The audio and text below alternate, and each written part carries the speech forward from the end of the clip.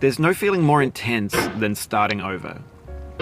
If you deleted your homework the day before it was due, as I have, or if you left your wallet at home and you have to go back after spending an hour in the commute.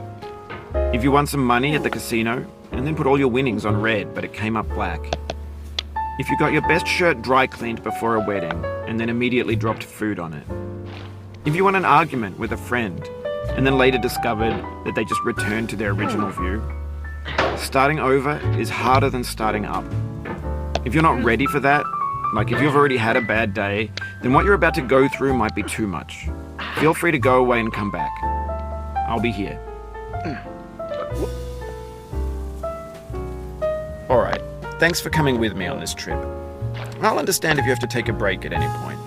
Just find a safe place to stop and quit the game. And don't worry, I'll save your progress, always, even your mistakes. This game is a homage to a free game that came out in 2002, titled Sexy Hiking. The author of that game was Jazuo, a mysterious Czech designer who was known at the time as the father of B games. And B games are rough assemblages of found objects. Designers slap them together very quickly and freely, and they're often too rough and unfriendly to gain much of a following. They're built more for the joy of building them than as polished products. In a certain way, Sexy Hiking is the perfect embodiment of a B game. It's built almost entirely out of found and recycled parts, and it's one of the most unusual and unfriendly games of its time. In it, your task is simply to drag yourself up a mountain with a hammer. And that act of climbing, in the digital world or in real life, has certain essential properties that give the game its flavor. No amount of forward progress is guaranteed. Some cliffs are too sheer or too slippery.